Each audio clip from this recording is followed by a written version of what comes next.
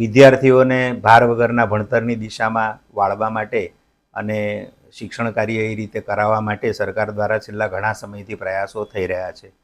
એના એક વધારાના એક પ્રયાસ રૂપે આ ભાર વગરનું ભણતરને સાર્થક કરવા બેગલેસ ડે તરીકે આવતીકાલે મીન્સ શનિવારે જે જાહેરાત કરવામાં આવી છે, આ જાહેરાતને અમે વધાવીએ છીએ. અને શનિવારે બેગલેસ ડે એટલે વિદ્યાર્થીઓ બેગ વગર આવવાના છે. એને સંગીતની અંદર, ચિત્રકામની અંદર, અન્ય શારીરિક પ્રવૃત્તિઓની અંદર જોડવાનો અને માનસિક વિકાસ માટેના એક પ્રયાસના ભાગરૂપે આ પ્રવૃત્તિને અમે કરવાના છીએ. વાત કરીએ તો શૈક્ષણિક ક્ષેત્રની, તો આખું ટાઈમ ટેબલ એડવાન્સમાં શાળા અને સરકારને આપવામાં આવે, સરકાર શાળાને આપે છે. તો આ જે પીરિયડો રહ્યા એને કઈ રીતે સેટ કરશું? શનિવારના જે તાસ હોય છે, મોટે ભાગે શનિવારે સમૂહ કવાયતનો પીરિયડ શાળાઓ દ્વારા ગોઠવવામાં આવતો હોય છે. એ 2 તાસ તો હોય જ છે, પણ સાથે સાથે બીજા 3 તાસની અંદર જે આખા અઠવાડિયાના રિવિઝનના જે કંઈ સ્લોટ શનિવારે નાખવામાં આવતા હોય તો એને અન્ય દિવસોમાં ખસેડીને આ દિવસ ફ્રી કરીને આ પ્રવૃત્તિઓ કરાવવામાં આવી શકે. બીજા જે 6 દિવસમાં 1 દિવસ દફતર વગર એટલે 5 દિવસ અભ્યાસના દફતર સાથેના, તો એ જે માળખું એમાં પીટીના એ પીરિયડ આવતા હતા, ચિત્રકામના પીરિયડ આવતા હતા, એને કઈ રીતે ગોઠવવું? ફરીથી કદાચ ટાઈમ ટેબલનું રીશફલિંગ કરવું પડે તો એ પણ કરી શકાય એવી પરિસ્થિતિ છે. ઓલ ઓવર સરકારનો જે પ્રયાસ છે એ બાળકોના સર્વાંગી વિકાસ માટેનો છે અને એ પગલું યોગ્ય છે. આમ જોવા જઈએ 5 દિવસમાં આ બધા જ કાર્યક્રમો થતા હતા, તો 1 દિવસમાં કરીને શું ફરક પડવાનો? મને લાગે છે કે જે શિક્ષણવિદો આ પગલાંને માટે કંઈક વિચાર્યું હશે, સરકાર દ્વારા પણ ચોક્કસપણે કંઈક વિચાર્યું હશે અને સમયાંતરે સરકાર દ્વારા જે કંઈ ગાઈડલાઈન મળે એ ગાઈડલાઈનને સાથે રાખીને શિક્ષકોને માર્ગદર્શન આપીને આ પ્રવૃત્તિને વધારે સારી રીતે કરવા માટેના પ્રયાસ કરવામાં આવશે. હું પ્રીતિ શાહ, ડિરેક્ટર શ્રી સરસ્વતી વિદ્યાલય અડાજણ, સુરત. બેન, હમણાં શિક્ષણ ખાતાએ પરિપત્ર બહાર પાડ્યો, શનિવારે દફતર વગર બાળકો આવે પ્રાથમિકમાં, કઈ રીતે એને મૂલવો છો? સરસ છે.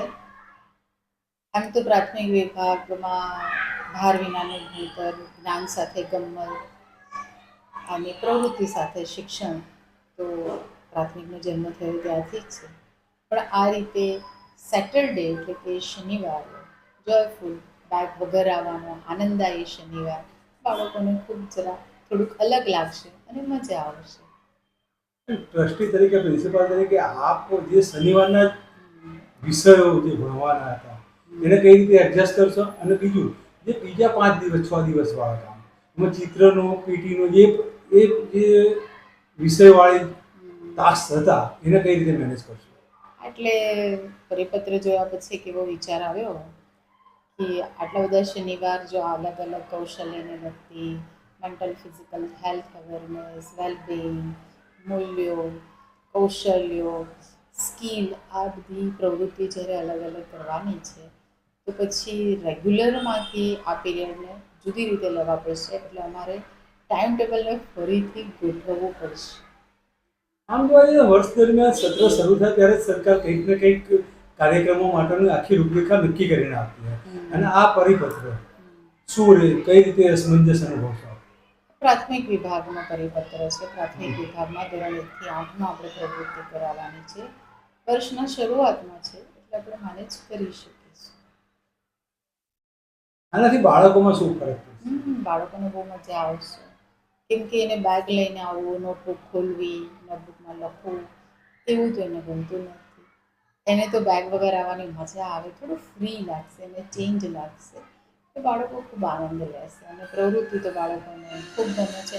એક ફાયદો થશે કે આ પ્રવૃત્તિની અસર જો લાંબી પહોંચે, બહુ અસરકારક રીતે શાળા અને શિક્ષક જો આ પ્રવૃત્તિ કરાવે તો બાળક આ પ્રવૃત્તિના માનસ સાથે તૈયાર થઈને ઘરે જશે તો આ જ પ્રવૃત્તિને વધારે ડીપમાં કરશે તો શક્ય છે કે મોબાઈલથી દૂર રહેશે. મહેશભાઈ પટેલ, વિદ્યાકુંજ સંકુલ નિયામક. હા મહેશભાઈ, આવતીકાલથી શાળાએ બાળકોને પ્રાથમિક વિભાગમાં દફતર વગર આવવાનું છે, એને કઈ રીતે જુઓ છો આપ, કઈ રીતે મૂલવો છો આપ?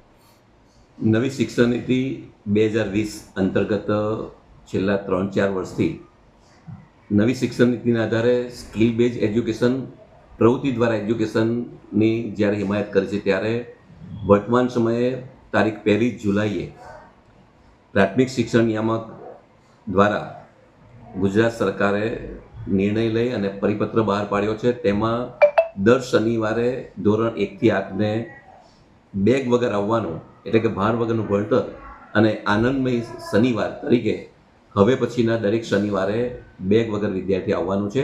અને વિદ્યાર્થીઓને વિવિધ પ્રવૃત્તિઓ, જેને ગમતી પ્રવૃત્તિ હોય એ પ્રવૃત્તિ કરતાં બાકીના વિષયમાં રસ લે, શાળાએ આવવું એને ગમે તેવું વાતાવરણ નિર્મિત થાય તેવા આશયથી આ NEPના માધ્યમથી અત્યારે આ નિર્ણય લેવાયો છે.